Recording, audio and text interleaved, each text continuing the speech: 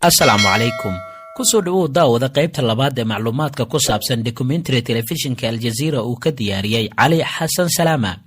warbixintan sidaan hore idinkugu sheegnay waa documentary oo qaab kooban looga diyaariyey cali xasan salaama. waxaan isku dayi doonaa inaan soo koobno macluumaad kooban oo ku saabsan cali iyo doorkii uu ku lahaa howlgalkii sebtembartii madoobeyd. documentarigan waxaa tarjumay saaxiibka bilash shidane axmed. qaybta labaad waxay ku bilaabanaysaa sidan. nidaal salaama oo ah gabar la dhalatay cali xasan salaama ayaa mar kale waxay ishaacisay in walaalkeed uu jeclaa barashada luqadaha iyo sidoo kale injineeriyadda isagoo wax ku bartay Switzerland. kadibna waxa uu aaday dalka Jarmalka. waxa uu ku laabtay magaalada Qaahira ee dalka Masar, laakiin hooyadii kuma aysan faraxsanayn soo laabashadiisii xilligaasi sidii aan ku ogaanay macluumaadkii hore. xilligaasi kadib waxaa bilowday kacdoonkii Falastiin, laakiin uma aysan soo shacbaxsanayn si aada.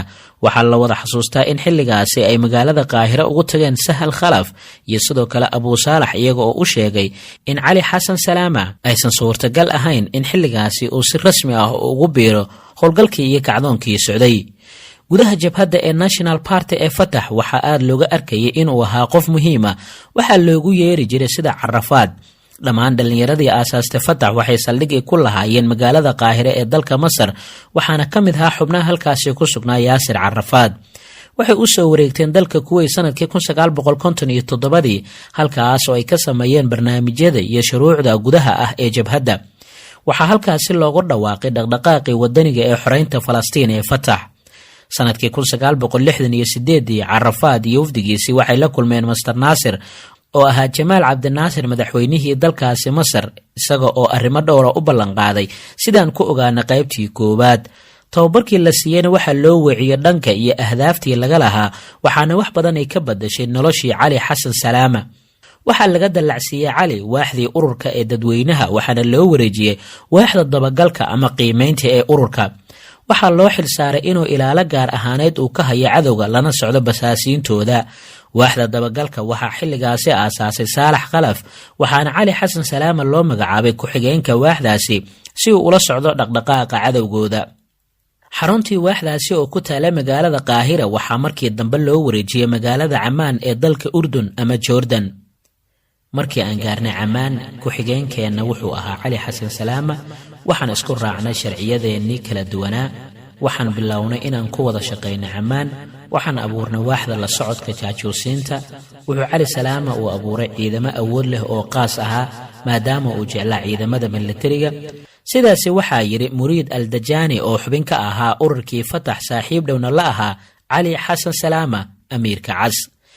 bishii Maarso 1968 dagaalyahanada Falastiin ee Fatah waxay ku biireen xoogagii Jordan ee ka soo horjeeday Israa'iil, iyaga oo ka cariisnaa weerar ay ciidamada Yuhuudda ay ku qaadeen xero ku taala magaalada Karama oo ay ku sugnaayeen jabhadda xoreynta Falastiin ee PLO.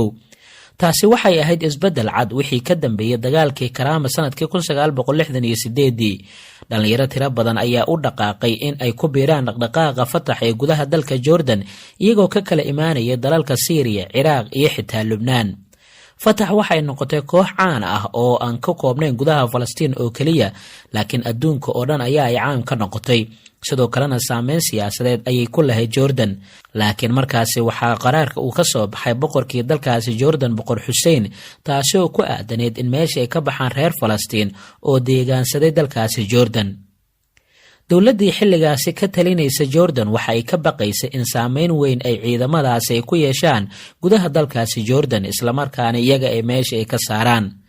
Fatah iyo PLO waxa ay lahaayeen awood badan oo gudaha dalka Jordan ama Urdun ah.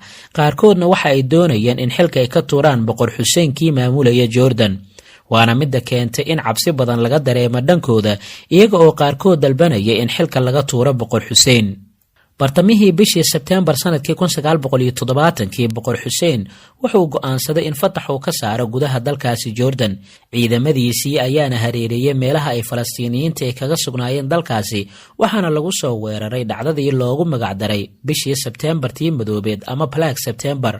waxay qaadatay 3 sano oo in la tarxiilay maleeshiyaadkii, taas oo ay dareemeen PLO in laga baabi'iyay gudaha dalka Jordan. Sebtembar sanadkii 1970 Salaama wuxuu ahaa mas-uulka ammaankii Carafaad iyo caawiyihiisa. wuxuu ilaalinayay ammaankiisa intii ay jirtay Black September, waxaana uu wehlinayay markii uu ka baxayay Qaahira. shirkii jaamacadda Carabta ayaa lagu qabtay magaalada Qaahira. qorshihiisii iyo heshiiskii lagu gaarayna wuxuu ahaa in jabhadda PLO ay ka baxaan magaalooyinka Jordan ama Urdun, isla markaana ay aadaan dhanka xuduudda ee Falastiin iyo Jordan u dhaxaysay. kadib Black September, dadku waxay aad uga falceliyeen si xun.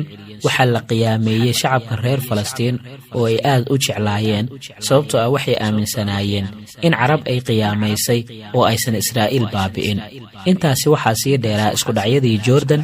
guddigii dhexdhexaadinta Carabta nasiib xumo guud ahaanba waa ay soo dabar jareen joogitaankeenii meeshii aan kula xisaabtami lahayn cadowga. taasina waa sababta naloo dhaawacay oo aan u goosannay inaan aar gudanno. sidaasi waxaa mar kale yiri Muriid Al-Dajani oo saaxiib dhow la ahaa Cali Xasan Salaama. Cali Xasan Salaama wuxuu ahaa qofkii ugu horreeyay ee ka hadla aargoosiga, waxaana uu joogay gudaha dalkaasi Syria. waxaa la dhisay golahii kacaanka, waxaana uu fursad u helay in uu yimaado.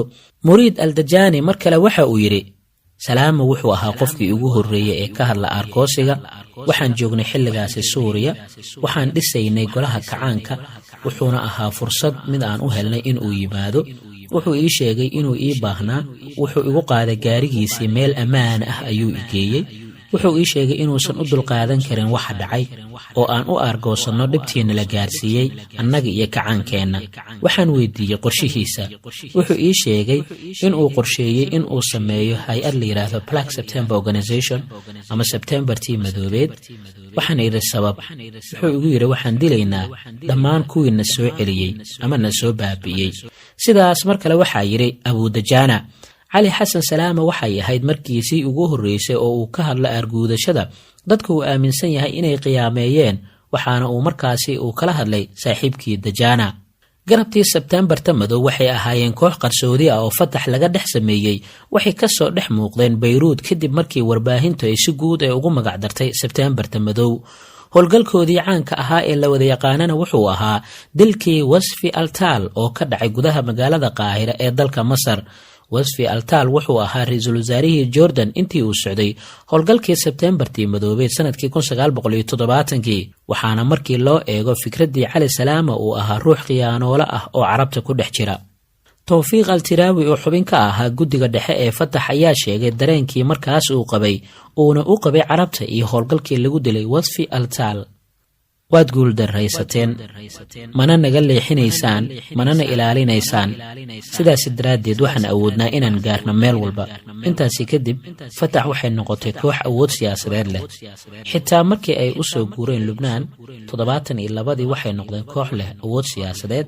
waxay isbahaysi la sameeyeen dhaqdhaqaaqii qaranka ee Lubnaan, waxaana ay bilaabeen in ay waajibaad ay ku yeeshaan heerarka caalamiga ah iyo kuwan Pan Africa. sidaasi waxaa yiri Tawfiiq Al-Tiraawi. haddaba maxay ahaayeen qorshihii iyo siyaasaddii Sebtembarta madow? siyaasadda Sebtembarta madow waxay ahayd inaysan marka hore shaacin howlgalka ay fuliyeen iyo inay iyaga ay ka dambeeyeen ilaa Israa'iil ay shaaciso, waxaana ay ka dhigneed haddii aysan Israa'iil aysan ka hadlin in iyagana ay ka aamusi jireen. Muriid Al-Dajani oo saaxiib dhow la ahaa Cali Xasan Salaama ayaa sheegay in iclaaminta howlgalka ay fuliyeen aysan ahayn mid lagu degdegi jiray. siyaasaddeenu ma aysan ahayn inaan soo bandhigno howlgal kasta oo aysan Israa'iil iclaamin. haddii aysan ka hadlin Israa'iil waxay la micno tahay inaysan garanaynin cidda falkaasi geysatay, mana jirin sabab aan isku sheegno oo aan jidka aan iskugu ifinno. ma jiro qof si dhab ah u garanaya sida ay ku aasaasantay kooxdan, dad yar mooye. hay-addeennu waxaa aad uga soocan astaamo gaar ah inay yeelato, qaabab gaar ah ayaa ay u howlgeli jirtay. laga yaabay howlgalladooda ugu caansanaa inay ka mid ahaayeen weerarkii Munich ee Olombikada ee sanadkii 1972.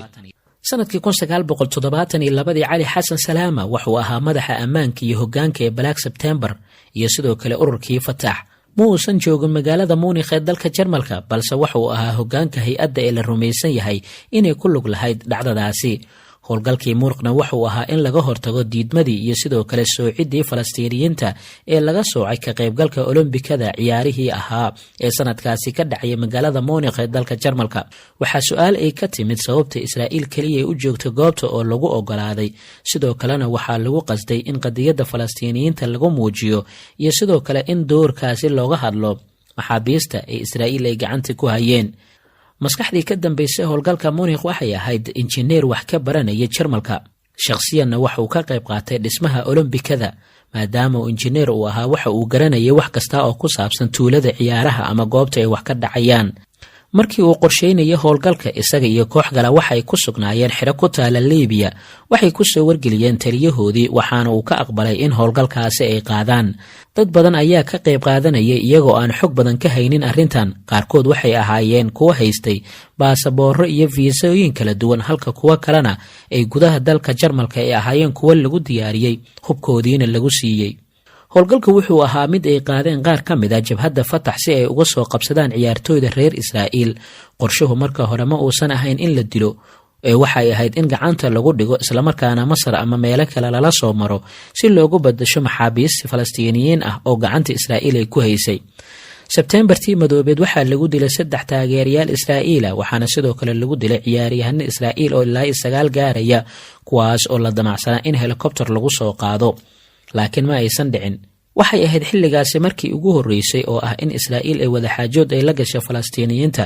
ra'iisul wasaarihii xilligaasi ee Yahuudda waxay shaacisay in arrintaasi la sameeyo ay suurtagal kasta ay ku noqon karto in wada xaajood lala galo Falastiiniyiinta, laakiin waxa ay doonayeen in maxaabiis ay ku badashaan, laakiin ra'iisul wasaaraha waa ay ka diiday arrintaas. kooxdii hubaysneedna dantooda ma aysan ahayn inay wax dilaan, laakiin waxay ahayd in maxaabiistooda ku xiran Israa'iil ay ku soo furtaan, laakiin natiijadu waxay noqotay mid dhib badan. halkaa ay noo joogto qaybtan oo ku saabsan macluumaadkii doorkii Cali Xasan Salaama iyo taariikhdiisa kooban uu ku lahaa Sebteembartii madoobeed. macluumaad lamid intaan ku kulmi doono waxaan kaga tagayaa sida ay nabadgelyo.